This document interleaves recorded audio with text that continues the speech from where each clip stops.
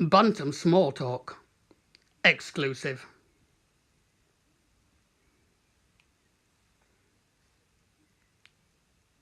Sponsored by Baildon Timber.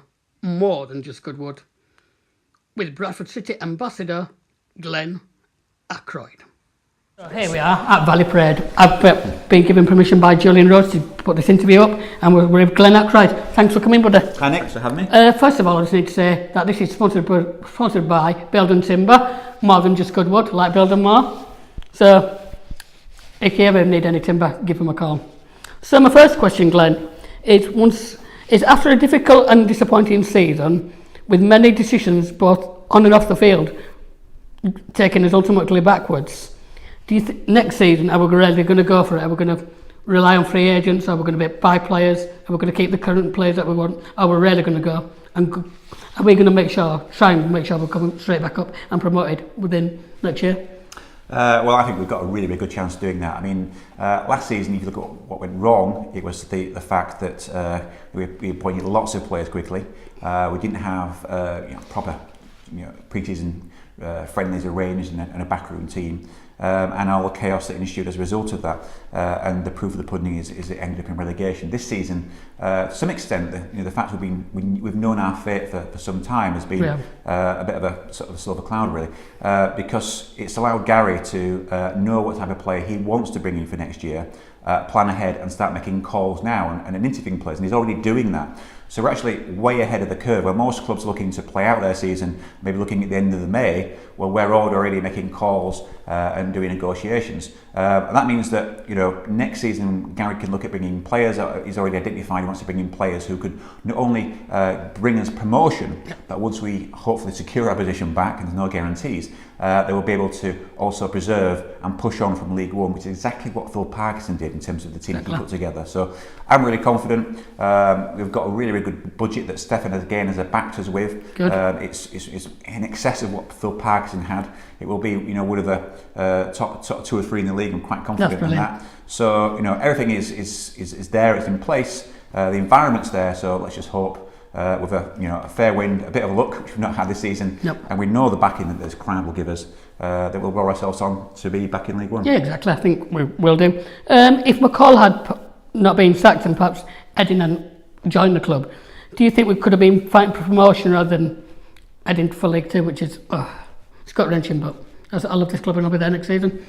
Yeah, I mean, I think if you look back to where things started to go wrong, you can sort of almost say, after we played Millwall, the template that Millwall had from the season before was keep the same team and then add to it. Whereas unfortunately we didn't have that. McCall wasn't given the backing, and as a consequence, he did a miraculous job in terms of his win rate, and that just led to ultimately it falling apart. We lose a great manager, and what's happened since then in terms of bringing in too many changes at once. We've got some fantastic players, but you can't, have a revolution. There's got to be evolution in football. If we'd have done that, as McCall wanted to, I'm sure we'd have had more success. But that's gone. There's no point in dwelling in that. We need to focus on the future. And we've now got a man who's proven himself at Blackpool in difficult circumstances. Remember, in terms of when he took over, the difficulties they had, he got them promoted. He built a really strong team, as anybody witnessed when they played us the other week off the park. If you can create anything like that, then I'm sure next season we're in for a really good ride. Yep, and can I ask you what your position here is at the club, and are you assist Julian Rhodes? Because obviously we've just seen him upstairs, and brilliant to meet you, by the way, Julian, when he watches back.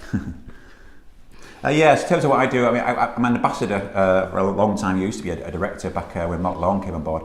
My current role is I've sold a couple of the businesses that I own, so I've got time now, I'm free. So I said to Julian, can I help out in any way in terms of my commercial marketing experience? So I've been working in the commercial department, had some help and input in the syndicate campaign, which was absolutely incredibly run. It was planned out well in advance. Before I got here, I was really impressed with that, and how it was pulled off was brilliant. And currently, I'm looking at getting engaged with all the various aspects of the supporter engagement type of activities. So, working with the Community Foundation, working with people like yourselves in the disability, ladies team, people like Winning a Million. I'm always here. Give us a shout. Yeah. You got my number, you got my details. And this evening we've got a supporters group meeting. So we've got lots of initiatives that want to bounce off them, get their input, Brilliant. and just see how we can actually reconnect what's been sort of broken over the last couple of years and get us back to that Bantams family, the scarf parades, which was absolutely incredible 2 years ago. We need to build that as soon as we can. We need the real City back. It'll come back. Yeah. Out of our current squad, which players would you keep, if any? I'd definitely keep some of them myself. Yeah, I mean, Gary Boy's already identified, what he needs, which is sort of power, strength, pace, and we've got some really good players at the club, like Kevin Mellor, who was sort of short the other week with the goal he got. It's great down the wing, getting assists, getting the ball in the box, and if you can get a player who can contribute 8 or 9 goals a season, a bit like McCardle used to do. Defenders need to defend as well as contribute at the other end of the pitch. So he's a good player. Paudie O'Connor, I think, has been a revelation. It reminds me of Reece Burke. Somebody so young who is mature beyond his years. I'd love to keep him. He's got hunger about him. A very good player. Sean Scannell again. What a shame he's been injured, because in the glimpses since he's been back, and he's not yet really at full tilt fitness wise. He's just shown what a match winner he can be. So, but what we'd like is to bring in. I like wingers, so I like to have more than one winger, and to have old-fashioned centre forwards who can rough it up in this league. When you need to, you're playing away in a wet evening away, you need that character as well. Yeah, so you've actually answered my other question that I was going to ask you. So we'll move on to how long have you actually supported the Bradford City? So my first game as a Bradford City fan goes back to 1983. It was, I think we'd won about 4 or 5 games and been a glory hunter. I sort of come along and enjoyed the next few games of the 10-game winning run. That got me the bug, and it continued on to the next season when we got promotion under the best team, I think, in terms of what Bradford City is all about. There were misfits, rejects, old players who had problems, your Bobby Campbells, your Stuart McCall coming through the ranks, Greg Abbott's, Peter Jackson's. So many of those people are still legends to this day, which shows you the character they had. If we can recreate anything half as good as that team, we'll go up next season. I'm talking the likes of Gary Jones type characters, McCardle type characters, Hansen characters. If you get those, then Dean Windass is one of my favourites. Dean Windass was an absolutely unbelievable scoring record. It was. Can I ask you what other interests and hobbies you've got? Obviously outside football, outside the club. Yeah, well, my main interest is I go to sort of keep fit, so I run 3 times a week. Doing the marathon this year for the first time, so that's going to be a bit of a challenge for someone my age. Brilliant. And got the gym. I'll try and keep myself pretty trim. And as well as football, I go out with the family. So that's my main activities, really. Yep. And obviously, you've just been saying, are you confident in yourself that we will be promoted next season? Obviously, nothing's guaranteed. We've said that before, but things are different this year. I understand we're in a lot better position with this time. We're more ready for it. Yeah, I mean, I'm really confident. It's all about creating an environment, getting the right people in to do the right job. Look what Gary's done. He's bringing in players and talking to people now way ahead of the curve. He knows and has identified what we need.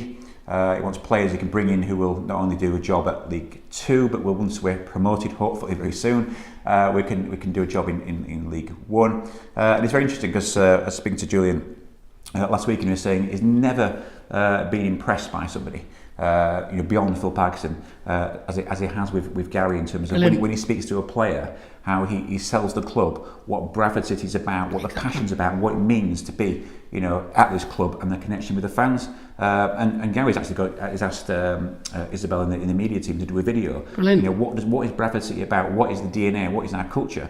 Yeah. So when people come to this club, they've got a sense of that, and that's all about once you've got the players and the fans all together put in the same direction, that creates that bond that we had under the Parkinson era, under the McCall era. We get that back as soon as possible, and there's nothing that can stop this club, because between the players on the pitch and the fans off it, we're an unstoppable force, and that's what we need to do. We are. Obviously, talking about my disability team, because obviously we do play for the club by the disability team. Yep. Have you ever seen any of my teammates play, whether it's my level or whether it's the ladies?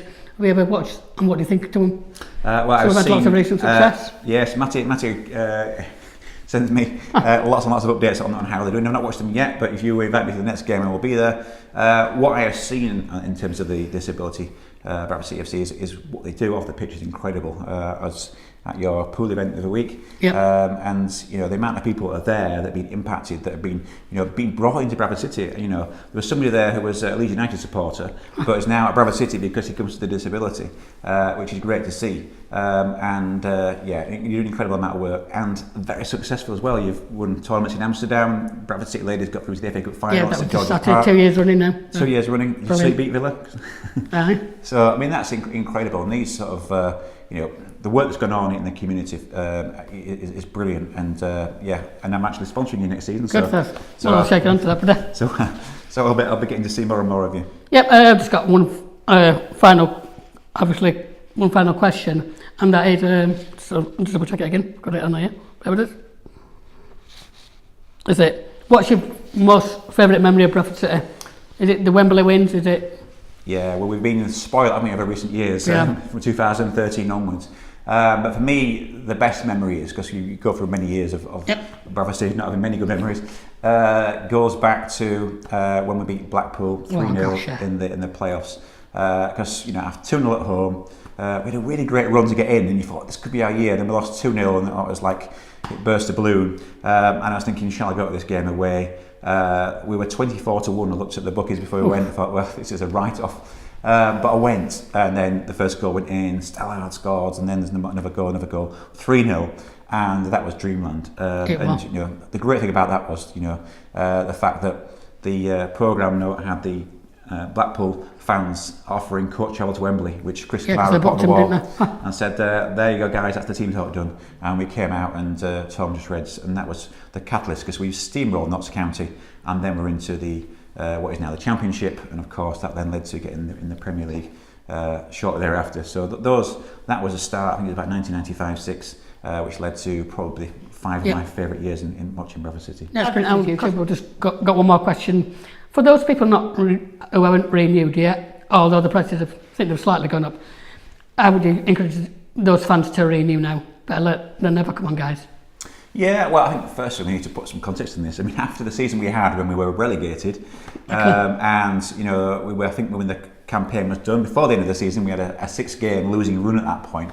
So to get over 13,500 fans, and that's still going, by the way, because we do get more before the end of the season, so we might get up to 14. It's only a few hundred off what we had last year. Now, that just shows to me, the incredible strength and loyalty of our support. I think we mentioned on the Quest programme, about they couldn't believe the number of season tickets we sold, which, it's very easy to support Manchester City and Liverpool, wherever else.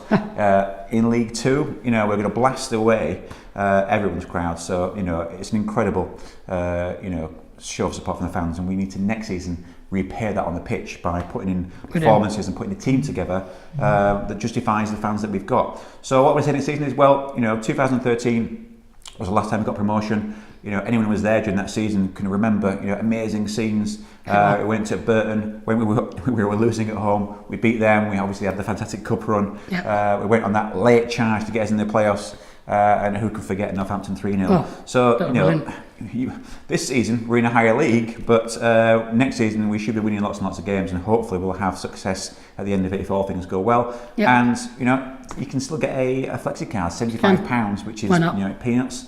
Then it's just 10 quid on the gate, so you can pay on the gate next year. So you don't have to worry about buying tickets in advance or going to the ticket office. You can send a flexi card, pay cash on the gate. Very simple, and you can enjoy the brilliant atmosphere that is a bouncing Valley Parade, with hopefully a team that's going to lead us to promotion. Fingers crossed. You can't guarantee anything, but let's hope so. Exactly. So that's another edition of Bantams Small Talk, sponsored by Bantams Timber, more than just good one. Thanks, Glenn. Yeah. Cheers, Nick. Thank you.